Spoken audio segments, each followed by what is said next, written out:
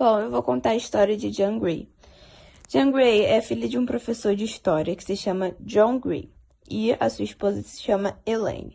Tudo começou com 10 anos. Jean estava brincando com a sua melhor amiga Anne e foi atingida por um automóvel. O trauma todo da situação despertou todos os poderes telepáticos que Jean tinha, fazendo com que ela acompanhasse todo, assim, desperto, terror da amiga, e ela conseguiu sentir sua própria morte na mente. Depois desse trauma, ela ficou muito deprimida, se isolou de tudo e de todos. Com os anos de idade, os pais dela levaram ela para ser tratada com o professor Charles Xavier, que indicado a seus pais psiquiatras. Ele explicou sobre as condições mutantes que ela tinha. E para evitar que ela enlouquecesse, Charles criou uma série de barreiras psiquiátricas para evitar que tudo isso acontecesse. Mas ele ensinou a ela a usar todas as habilidades telecinéticas que ela tinha. E ele fez com que ela se matriculasse no Instituto Xavier Superdotados. E quando ela começou finalmente a usar os poderes que ela tinha, ela foi a 5ª aluna e a primeira mulher a se integrar na escola, participando da formação dos mutantes dos X-Men. Jean adotou o nome de Garota Marvel e ela passou a participar do X-Men nas missões. Bom, e depois que a segunda geração do X-Men foi formada, Jean decidiu deixar o grupo por um tempo. No entanto, ela e os membros os membros originais foram sequestrados e foram levados para uma estação espacial. Eles conseguiram derrotar o cientista Steve Lang, só que eles acabaram passando por uma tempestade de radiação solar. A proteção da nave era, precária e a cabine de pilotagem não era protegida o suficiente contra a radiação. Então, Jean se voluntariou para guiar a nave. Porém, seus poderes não foram suficientes e quando estavam morrendo pelo envenenamento da radiação, a Jean foi salva pela entidade cósmica conhecida como Força Fênix.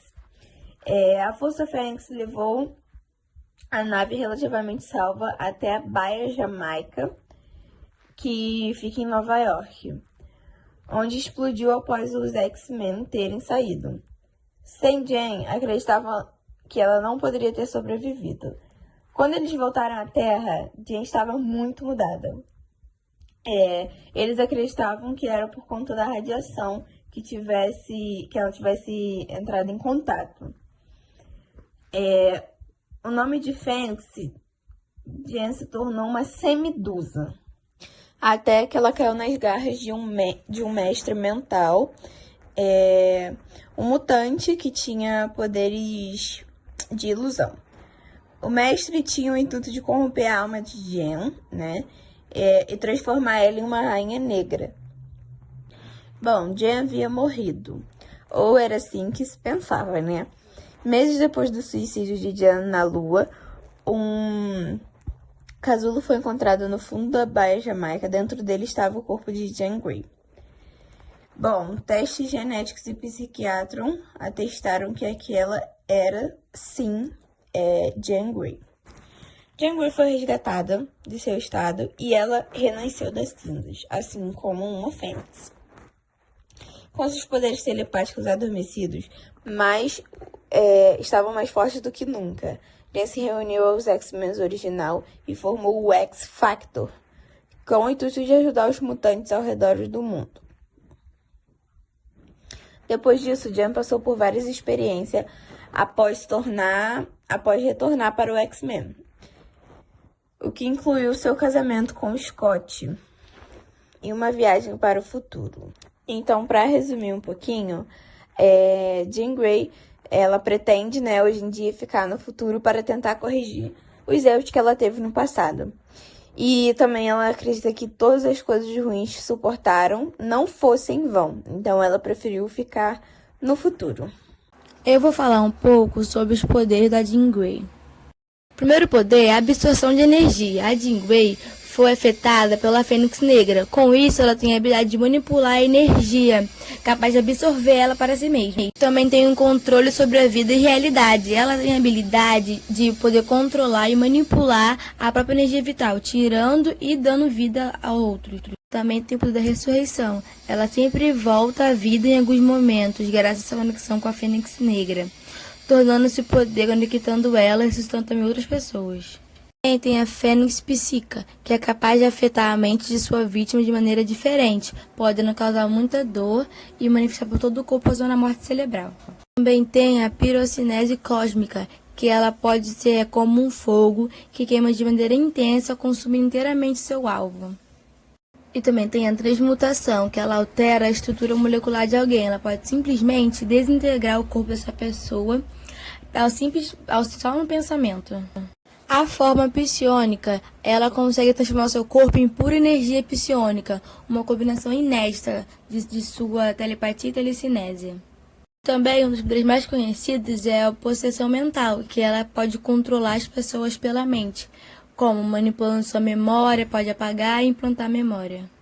Também ela é ilusionista, ela pode mascarar, ela pode se esconder de si e dos seus aliados, como fazer eles não enxergarem ela.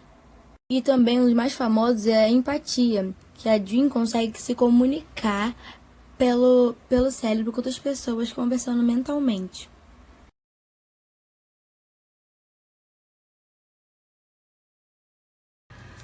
Bom, eu vou explicar como a ciência explica o poder de telecinese da Jean Grey, que é a capacidade de mover um objeto com um pensamento. Eu vou explicar, falar como a ciência, né, tenta explicar ela na realidade e na ficção. Bom, como a gente sabe, para a gente mover qualquer objeto, a gente tem que ter uma energia que supere a sua inércia, o seu atrito e a gravidade ou qualquer outra força sendo aplicada em cima desse objeto. Normalmente, essa energia ela deve ser transmitida através de uma força física que é aplicada diretamente nesse objeto e assim a gente consegue mover ele. O ponto-chave é o seguinte: de onde essa energia virá e como ela poderia ser dirigida, né, para esse objeto com a força do nosso pensamento. Bom, como a gente sabe, os átomos são compostos por partículas ainda menores que eles, que são chamadas de partículas elementares, e essas partículas elas interagem umas com as outras e criam campos que ou se atraem ou eles se repelem. Uma das partículas mais famosas é a partícula de Deus, o bóson de Higgs, que até pouco tempo ela só existia na teoria. Uma partícula que está também teorizada, mas ainda não é comprovada, é o graviton, que se a gente pudesse manipular a rotação de partículas biologicamente à distância, então a gente poderia também manipular o campo de gravidade. E se a gente manipulasse o campo de gravidade, a gente poderia provocar a mudança de todos os giros de todos os gravitons e assim mover qualquer coisa. Mas uma alternativa que a ciência tenta explicar na realidade é que se a gente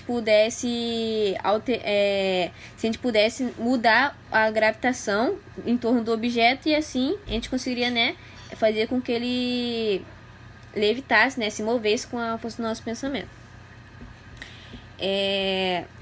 Outra alternativa na realidade que a ciência nos traz é que se a gente pudesse controlar as ondas gravitacionais. Porque como Einstein disse, em 1916, todo o corpo no universo ele gera, né, uma onda gravitacional. E assim, se a gente pudesse controlar as ondas gravitacionais, a gente poderia manipular essas ondas gravitacionais do objeto e assim poderíamos mover ele.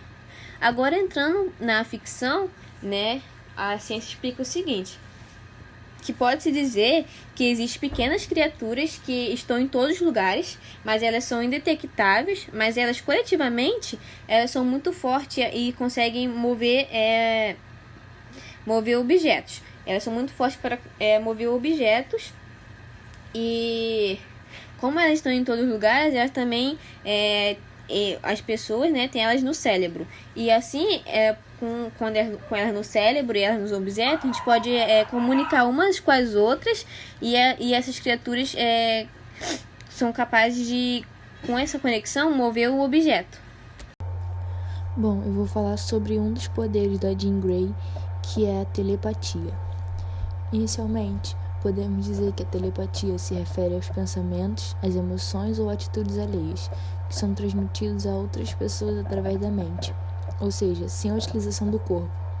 Estas pessoas, teoricamente, podem interagir apesar da barreira espacial que as separa. A expressão telepatia vem do grego. Basicamente, tele se refere à distância e pateia, quer dizer sentimento. Na parapsicologia, a telepatia é vista como um fenômeno extrasensorial, ligado a manifestações como a premonição, a clarividência e a empatia. Além disso, a telepatia não pode sofrer interferência, segundo alguns estudiosos, nem do espaço e nem do tempo. A palavra, aliás, foi usada pela primeira vez por Friedrich Myers, criador da Sociedade para a Pesquisa Psíquica, em 1882. A maior parte dos cientistas ainda não aceita a existência desse fenômeno. De acordo com eles, esta possibilidade carece de provas científicas que justifiquem a sua ocorrência. Um estudo recente feito pela Universidade de Harvard conseguiu transmitir uma mensagem mental entre duas pessoas localizadas em continentes diferentes, ou seja, usando telepatia.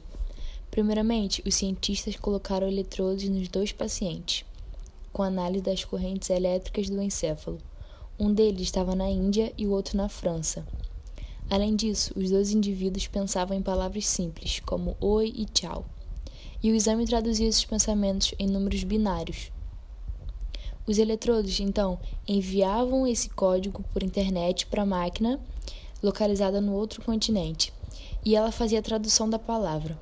Em seguida, um robô não invasivo conectado ao interlocutor fazia o estímulo cerebral e a mensagem era entendida pelo receptor. Bom, a ciência não tem nada especificamente comprovado a respeito da telepatia. Mas quem sabe daqui a alguns anos, com tanta tecnologia e tantos avanços científicos, a ciência consegue descobrir algo a mais sobre a telepatia. Bom, a Jean Grey é uma mutante do nível ômega que, além de ser a classe mais poderosa dos mutantes, são capazes de destruição em larga escala, tendo ou não total controle de seus poderes. É a designação para uma classe extremamente poderosa de indivíduos no universo ficcional da editora Marvel Comics, e que indica mutantes com habilidade ou potencial de transcender as amarras da existência física, ser capaz de controlar a matéria, energia, espaço e tempo em escala submolecular, como ter um corpo capaz de conter tamanho e poder sem auxílio externo, que são outros requisitos. Mas, além do nível ômega, tem outros níveis existentes também, como nível alfa. Os mutantes de classe alfa podem ativar e desativar seus poderes de acordo com a conveniência. Eles se parecem humanos, pois não possuem nenhuma alteração física marcante ou sutil, ocasionada pela mutação. Também não possuem limitações ou vantagens físicas decorrentes dos poderes.